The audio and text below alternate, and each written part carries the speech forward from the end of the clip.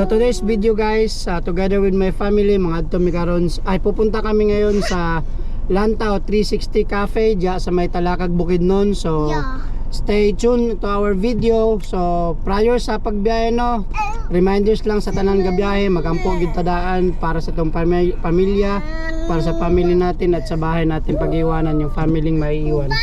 So pray muna tayo, pray. Pray na. Pray. Koy. Pray muna. Pray na. In the name of the Father, and the Son, and the Holy Spirit. Amen. Bless us, O Lord, for this wonderful day. May you bless us, Panginoon. Hopefully, lahat po ng mga bumabiyahe, bless niyo kaming lahat. Hopefully, safe kaming makarating sa aming pupuntahan. May you bless us always, Ginoo. More blessings to come in our life, and wag mo sanang pabayaan yung family namin iiwan dito sa pamamahay. Hopefully, walang mangyaring masama sa kanila, sa pamahay at sa amin. Hopefully, Lord, may you bless us always, Ginoo. In Jesus' name we pray. Amen. In the name of the Father, the Son, the Holy Spirit. Amen. Ito na, Mima. Bye, Lola.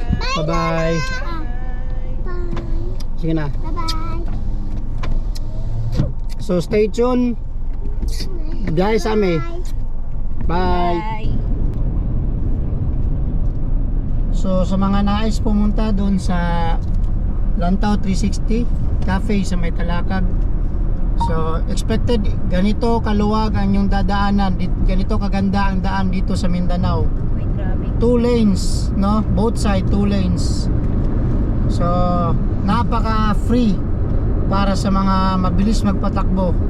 But still, ingat pa din. Ito kaganda ang daan dito.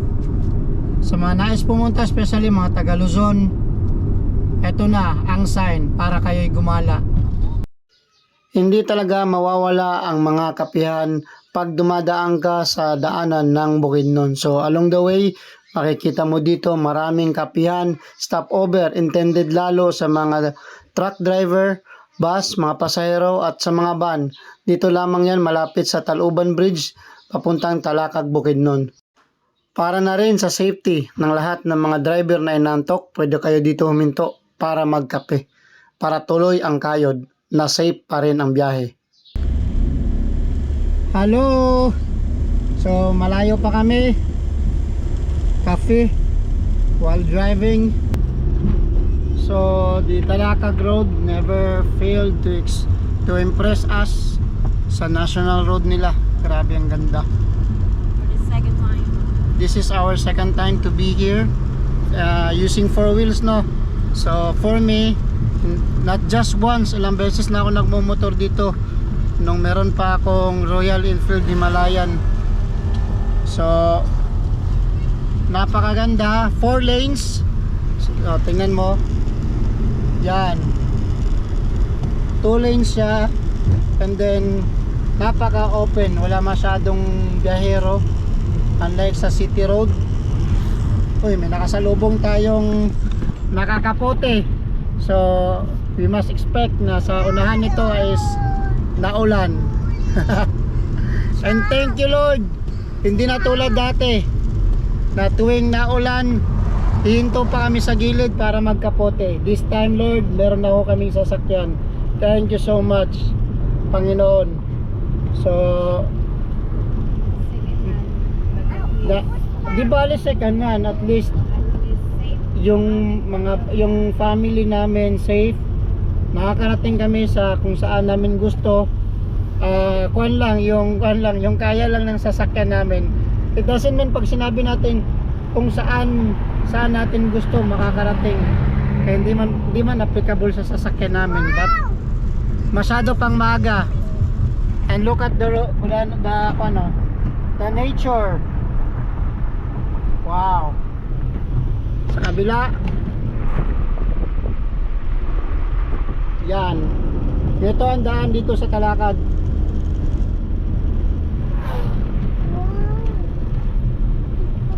So daan-daan lang kami as usual. At habang binabaybay namin ang daan papuntang Lantaw 360 ng Talakag Bukidnon, ay lalo kaming napamangha sa daan kasi nag zero visibility dito sa Talakag Bukidnon. At for information, at this hour, 4 PM pa lang ito ng hapon at ganito na ang sitwasyon at ang lamig dito sa lugar ng Talakag.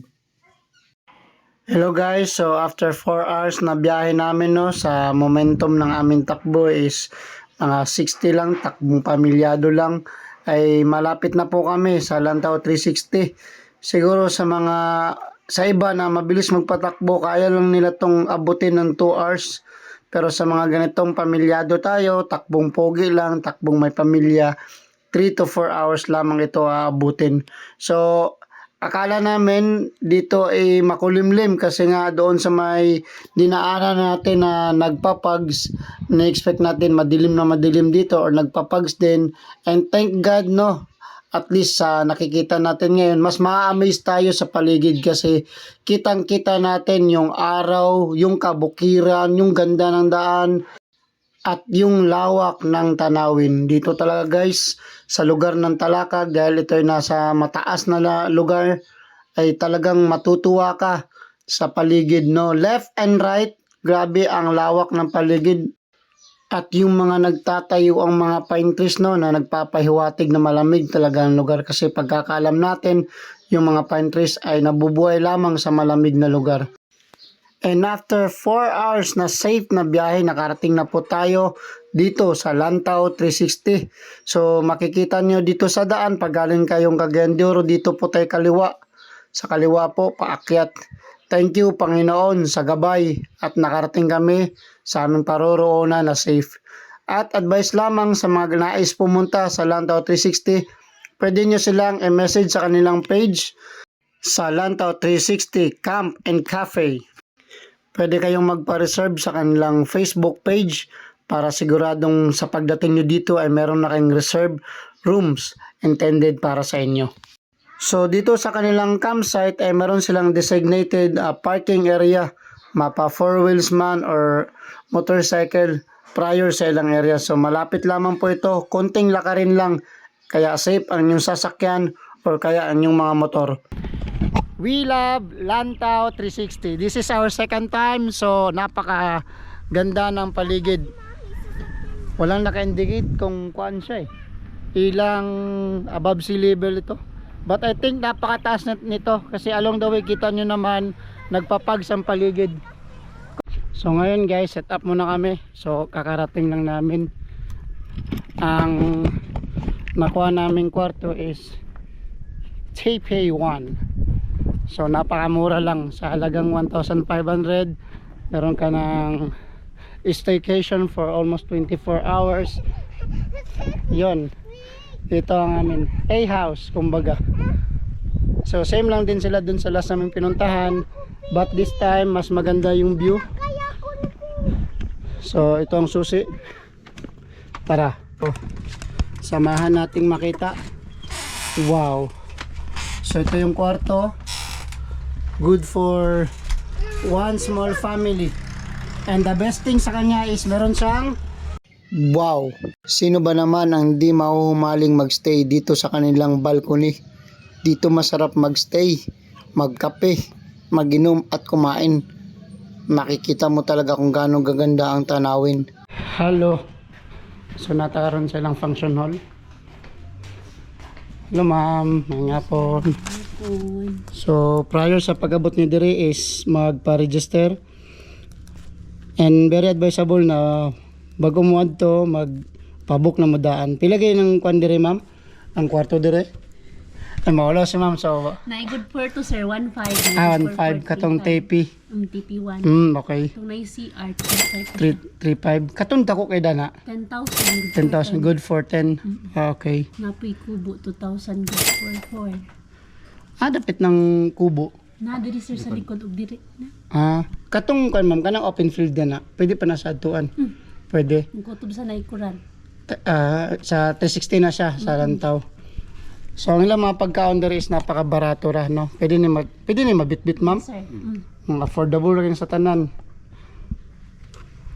So, unsa mga best ninyo diri ma'am nga pagkaon nga gina-order commonly sa mga tao? Mukbang o kana ang kuan. Mukbang. Asan ni? Kani. 200 ra? 400? Snacks na siya sir. Ay, snack pa lang. Napoy lunch na evening. Okay. Kaning mukbang nga 750, unsay mga laman ani? sa lunch. Lechon kawali, fried chicken, lumpia, mixed veggies, 1 pitcher nga juice ug rice. Okay. So, di nakalugi sa imong 750 pesos, no? So, big deal na kay para sa tanan. 750. So, balikan na to niyang gabi ang atong order sa ilan. Pakita na to sa inyo kung unsa nga mong gi-order. Daghang salamat. At dahil malamig ang lugar, hindi na namin naisipang magmukbang meal. Mas masarap pag ganito ang panahon, malamig, mas masarap humigop ng sabaw. Kaya ang aming kinuha ay tuna pa nga. Sa halagang 350 pesos, meron ka ng isang mangkok ng tuna pa nga. Good for 4 person na ito. Kaya tara, samahan nyo kaming kumain at humigop sa mainit na sabaw ngayong malamig ang panahon dito sa Lantaw 360 Talakag, Bukidnon. So sa mga oras na ito, 6 p.m. in the evening is ganito kaliwanag pa rin dito sa Lantaw 360, no? So you can still do your activities even if magabihan kayong pumunta dito. You can still have hangouts with your friends, more activities, maglaro, maginom, pag-tent, or kahit anong klaseng activities na applicable dito sa kanilang area. Habang lumalalim ang gabi, makikita sa video na lalong lumalakas ang sipol ng hangin. Nagdadagdag ito lalo sa lamig na nararamdaman ng mga nag-i-stay dito. Kaya for sure, sa habang nag-stay ka dito, malamang manlalamig ka sa kanya. I mean, manlalamig ka talaga sa paligid kasi sobrang lakas na ng hangin. So that's all for today. Bukas na ulit ako mag-update sa mas magandang tanawin ng Lantaw 360 para ma-feel natin ang morning haze ng Talakag, Bukidnon. So thank you for watching my video. So bukas ulit mag-update ako po ako sa inyo. Good night everybody. Sabi mo, tulog na ako. One eternity later. Parang may naamoy ako hindi maganda. Okay. A few moments later. So good morning everyone. Everyone. Ano ka nasisira, ulo? So this is our first morning in Lantaw 360. First morning, wala namang second. The next morning na pala to since kagabi. Alam nyo guys, malamig na dito. Pero mas lalong lumamig kagabi kasi umulan tsaka lumindol. And I don't know why. Tara, labas tayo para makita ang Lantaw 360 as early in the morning.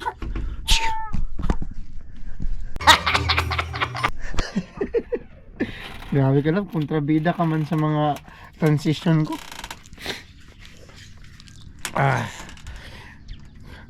Good morning neighbors. So here we are again sa Lantaw 360 lang. Wow, abe. Akit tayo, akit. So siguro tinawag siyang Lantaw 360 kasi you must do a 360 video, like you ikot ka talaga 360 degrees pag ganyan. Well, aside na pag may drone ka, mas maganda kasi mas nakikita ang top view ng Lantaw 360, no? So ito na, the Lantaw 360 on a 360 degrees aerial video.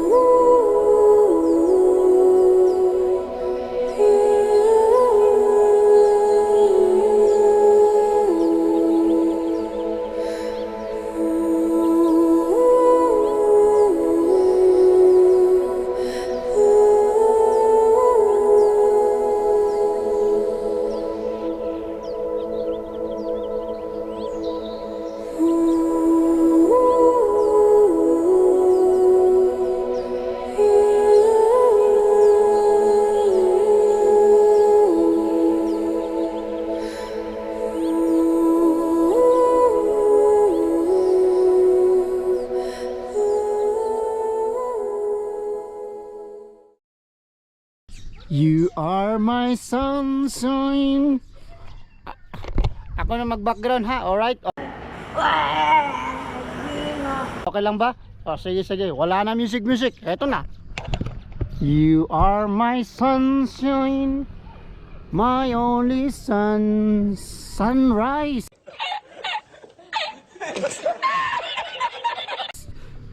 It's not sunshine, sunrise. Okay, again. You are my sunrise, my only sunrise. You make me up me.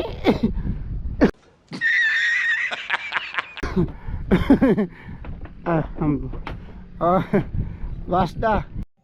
So yun lamang guys, thank you so much sa pagsubaybay sa aming vlog together with Sabaliero family. Marami pong salamat sa pagsuporta and hopefully i-share ninyo ang aking videos para sa impormasyon sa iba na gusto pumunta sa Lantaw 360 dito sa Talakag, Bukidnon.